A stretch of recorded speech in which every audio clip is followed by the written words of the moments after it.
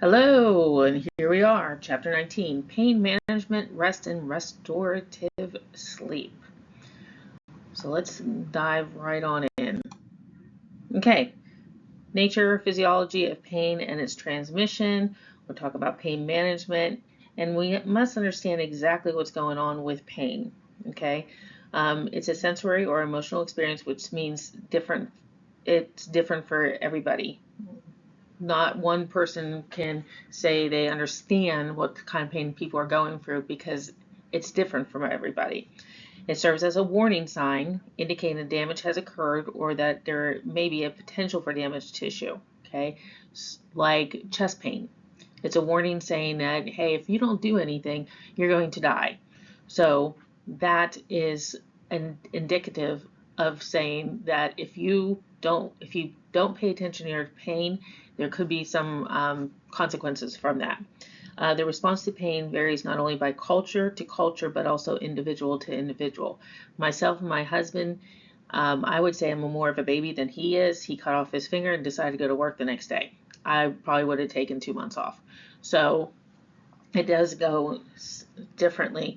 That's why, as a nurse, you can't go in there and, oh, he's not in pain, so therefore he doesn't need that. No, if he says he's in pain, we have to treat him for the pain.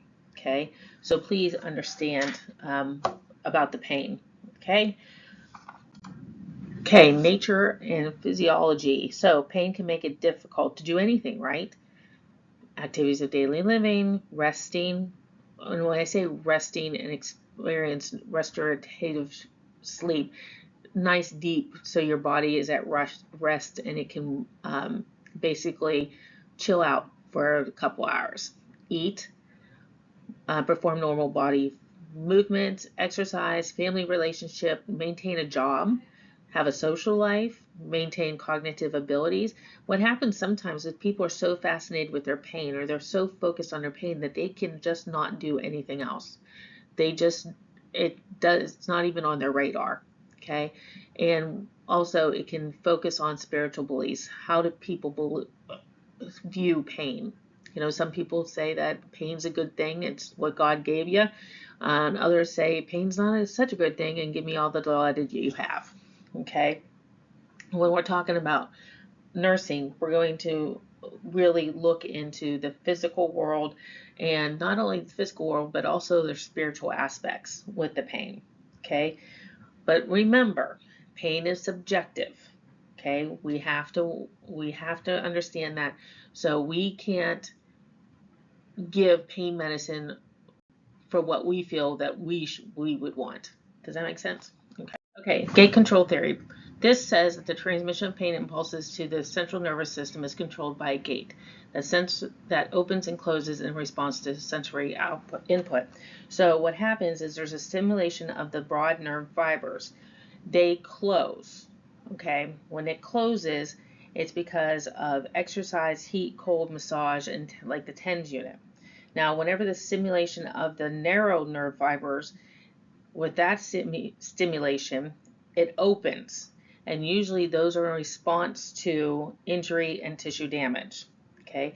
The one thing that we do have in the human body is the endorphins, which whenever you're thinking about endorphins, that it's pleasant thoughts, that you can get from exercise, from laughter.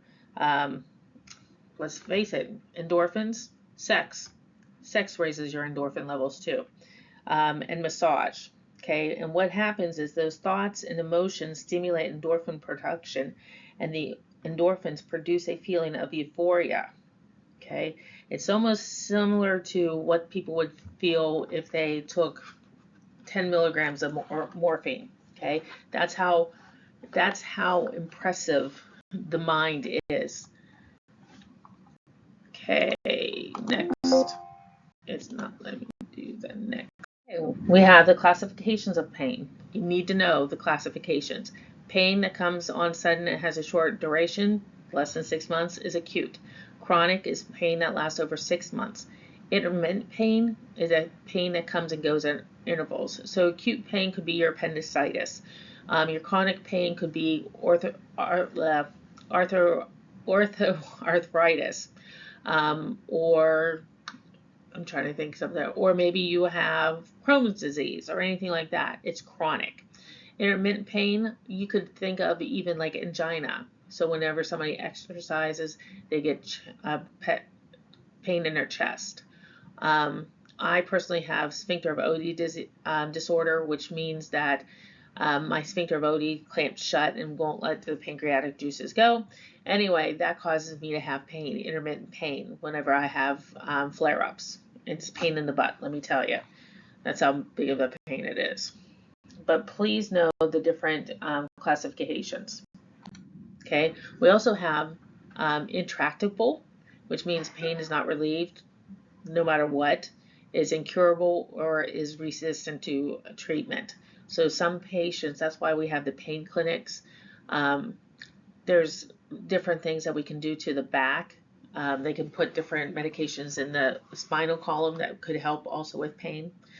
Referred pain is whenever you, and I think of gallbladder when I think of referred pain. Although it's the gallbladder that's diseased, the patient could have chest pain because of it. It's a referred pain. Another one is kidneys. You can feel the kidneys if you have a kidney stone, but sometimes people feel that into the front of their body instead of the back. We also have radiating pain, and that means that it begins at a specific site but shoots up from different ways. So generally when we're talking about myocardial infarction, you're talking about pain in the heart, but it can radiate up into your jaw, around your jaw lining, and up through your neck and down your arm. So that's what radiating would be. Okay, nociceptive pain versus neuropathic pain. Neuropathic pain. The nociceptive pain is basically if an area was injured. Okay, it's caused by the stimulation of the nerve pain receptors, which is called the nociceptors. Okay, so what does this mean? Well, it means that there's a pain from some kind of injury or surgery that the body is picking up. The nociceptors, which is the nerve endings, the pain receptors, are dispersed through skin, the subcutaneous tissue, muscle, and they can be stimulated, okay, by temperature, by pressure, by tissue damage, and by chemicals. So what happens is there's a substance called prostaglandin, and that prostaglandin is released during injury and tissue damage. That's what helps the nociceptors pick up that you should be in pain and you should get away. Then when we're talking about neuropathic pain, that's caused by damage of the nerve endings themselves. So like if you pinch a nerve, sciatic nerve, things like that is what I think of when I think of neuropathic pain. So what kind of injury can we have? What kind of injury or surgery? Well, any kind of surgery, but you need to know about like cutaneous injury. That's like a paper cut or a mild burn. The visceral injury, that's like trauma, surgery. It could be because of cancer or metastatic cancer. Think about it like deep. And then deep somatic is usually like bones and ligaments and tendons, even blood vessels. Okay.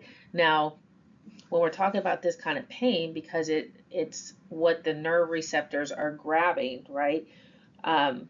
NSAIDs work well with this kind of pain because it blocks the production of that prostaglandin, that thing that production of that, I want to say enzyme. It's not really an enzyme. That substance that makes that neuroreceptor pick up that you should be in pain. Okay.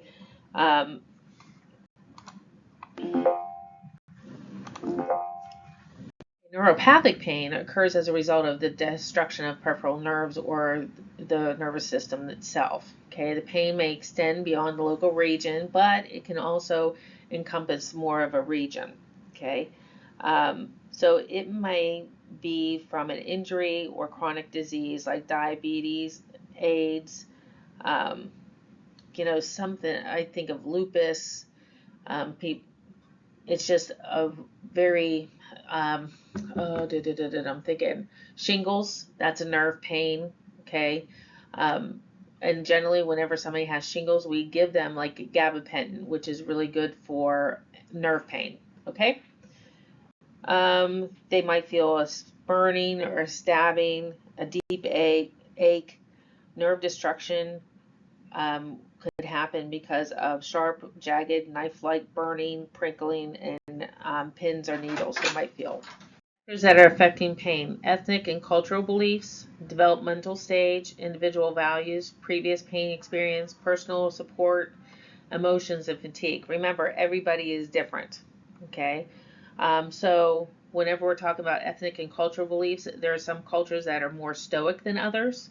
I actually worked with a resident, and he stated that he was down in Miami and he was doing his OB rotation down there. And he said that it was amazing. You could go past a room that somebody's laboring in, that a woman's laboring in, and you can tell what ethnic or cultural background they were. And he went through all the phases, which I won't bore you with, but it was kind of funny that you could tell just by childbirth, by not even looking at the person, where they're coming from. Okay, but even then, everybody's unique. Okay, the developmental stage. Um, how does that factor in? Well, if they are unable to communicate or respond, they can't tell you what's wrong. They just know something's wrong, something hurts, but they can't communicate that to you. Okay. Um, and whenever we're talking, even like in elderly people, some people are like, well, you should be in pain. You're old. Just because you're aging doesn't mean you should be in pain. Okay. That is definitely a big old myth. Okay. Individual values, previous pain experience, um, your independence. Some people think that showing pain is a weakness. So they don't want to show weakness, so they try to put down the pain as much as they possibly can. Or when we're talking about previous pain experience, maybe they had bad experience like at a hospital, so they don't want to go. Okay, they don't, because they're afraid that's going to happen to them again.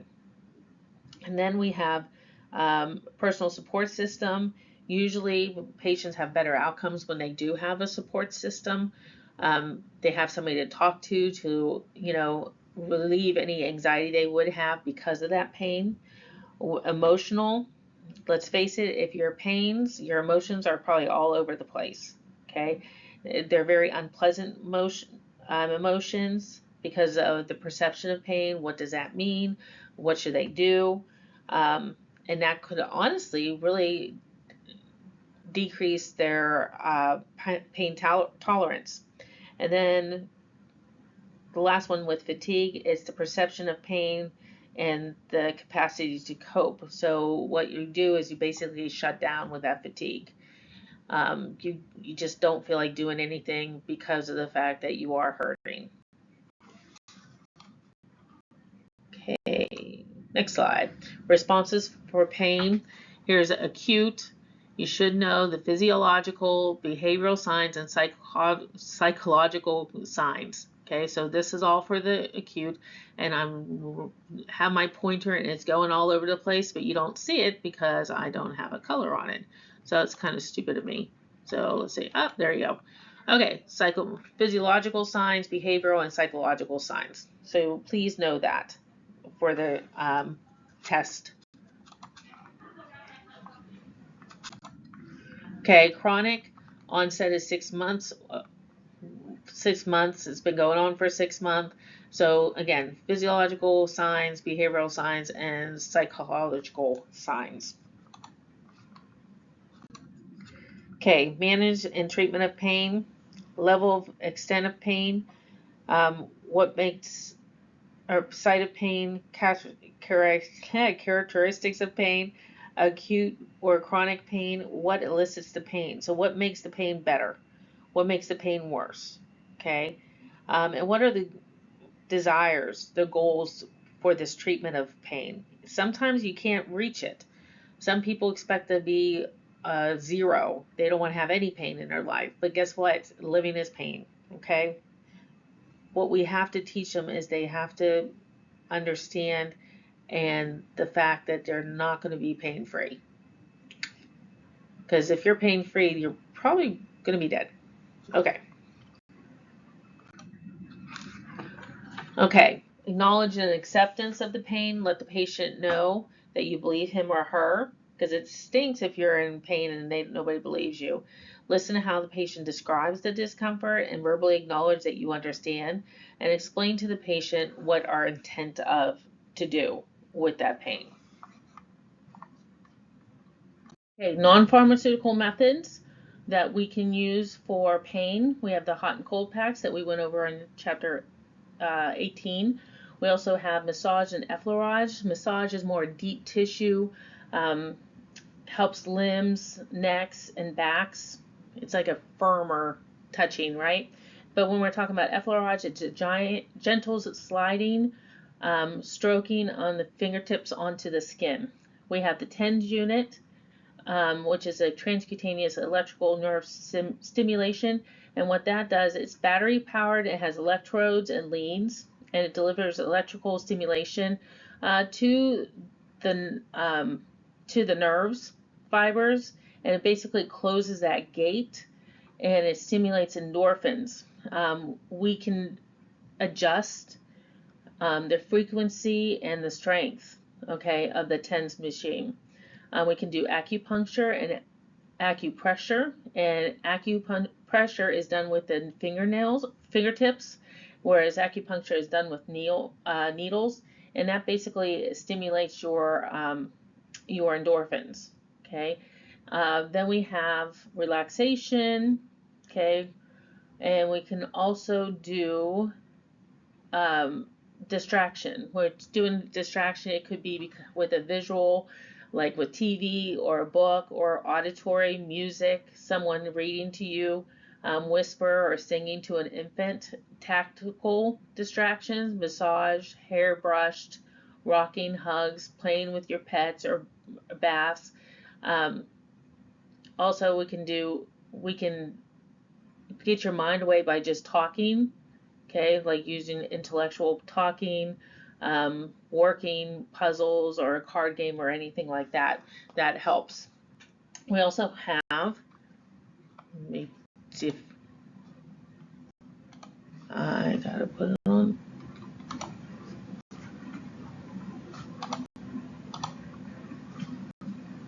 Pharmaceutical methods for it. We have analgesics, non-opioid analgesics. We have NSAIDs, which reduces the inflammation. We have opiate analgesics, which are controlled substances like Tylenol 3, fentanyl, hydromorphone, morphine, hydrocodone, oxycodone. Okay, the problem with this is there is an addiction that could happen, or they can either overdose with it. And then we have adjuvant analgesics. What do I want to talk about? Well, let's see. We can produce pain relief by potentially affecting by potentiating the effects of any kind of pain medicine. We can do anticonvulsants, antidepressants, we can do gabapentin, we can do Tegretol, we can do amitriptyline. Okay, we're talking about non-opioid analgesics. We can talk about Tylenol. It's over the counter. It can be used alone, or we can use with other medications for the increased effects. We can use it as a antipyretic. We're only supposed to do 4 grams in a 24-hour period, although the manufacturer says we should only do 3 grams. But if you go into Pyxis, we can't pull out more than 4 grams a day for a patient.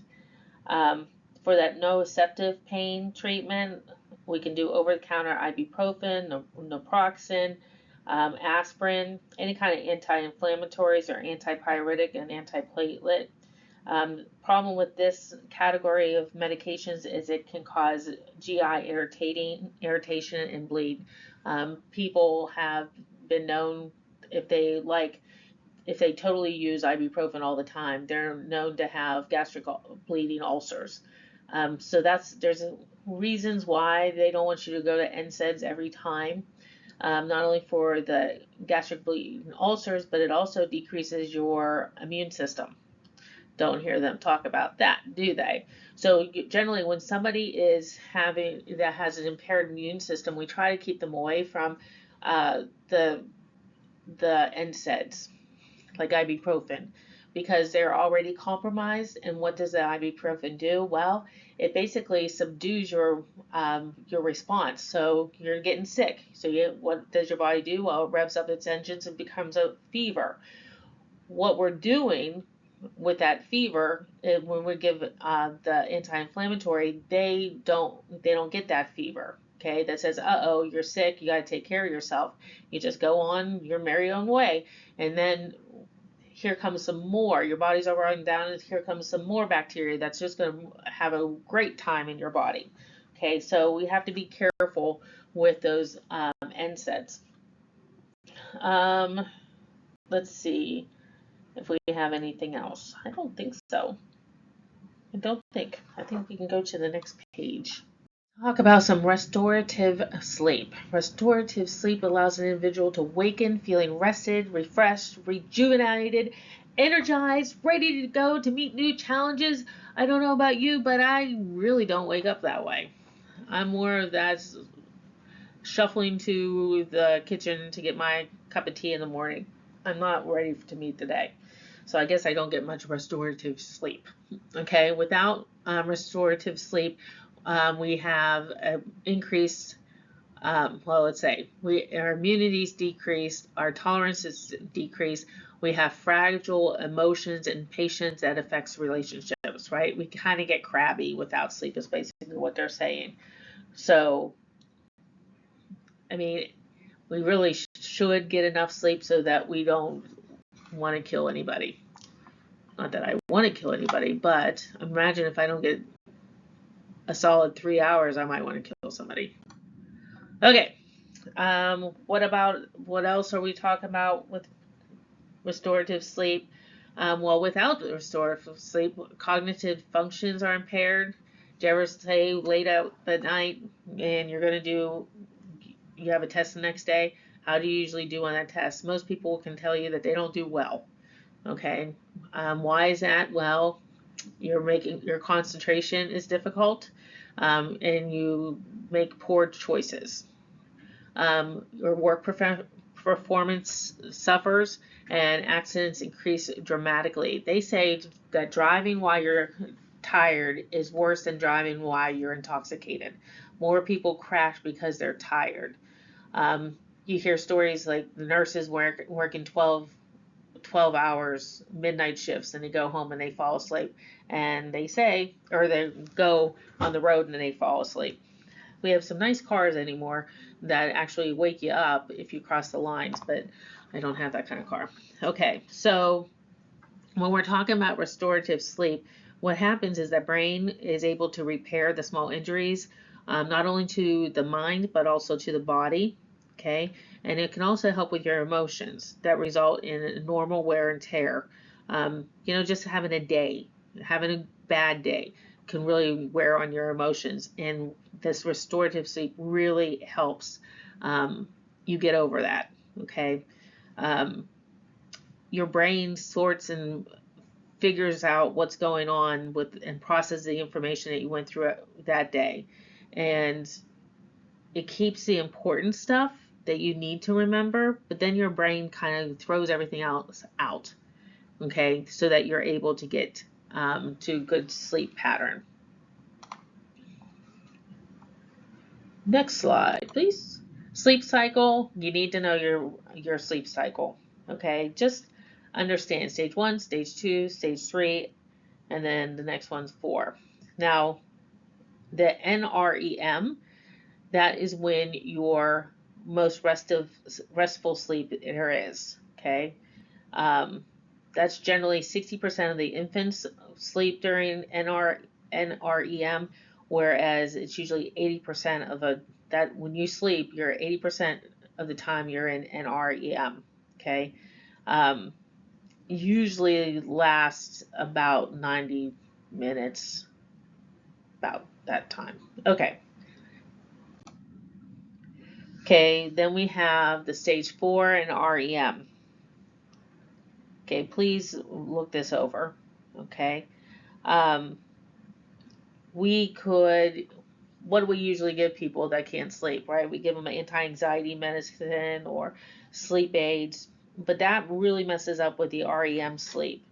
Okay, so those folks that take that at night, maybe they take Sonata at night, or I'm trying to think some of the other Restorative, which is for um, active legs, but people do take it to go to sleep. They might not wake up all rested because of the fact that their REM sleep is messed up. Okay, but through the night, we have that stage 1, stage 2, stage 3, stage 4. We have REM sleep. It continually happens throughout the night. So once you're in REM sleep, doesn't mean you're going to stay there. It means that your cycle happens, and then you go back up to stage 1. So it's not like my daughter. She would go into she would go stage 1, stage 2, stage 3, and then stage 4, and then she would go and stay in stage 4 for, like, she would sit there for hours. She was the type that if you put an alarm next to her head, she still wouldn't wake up. She goes, she was so hard to wake up. I always told her that if our house was on fire, the fire alarm wouldn't even wake her up. And that's why she ended up with sleep apnea. She would go straight down, and she would stay there. Right here it says last between 15 and 30 minutes. She was going hours. So that was a problem for us. But I'm not saying she's any better, because she is crabby when she wakes up.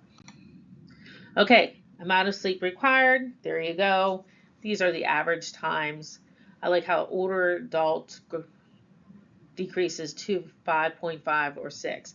Young adults, what's considered a young adult? To the age of 22, 23, and then everybody else is older.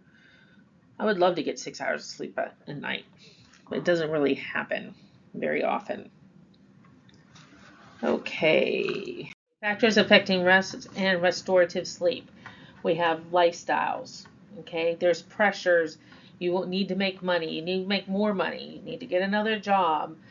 You want to be the super mom, to be there for your kids, or super dad. You want to cook everything from scratch, and you want to clean and blah blah blah, and that can ruin your sense of peace, and you make yourself have holy anxiety because of it.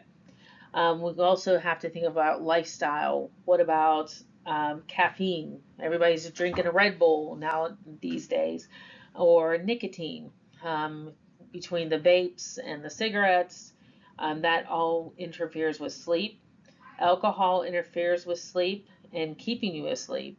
So you might pass out, but then you're not in a very good sleep, and you'll wake up in the middle of the night, I'm sure.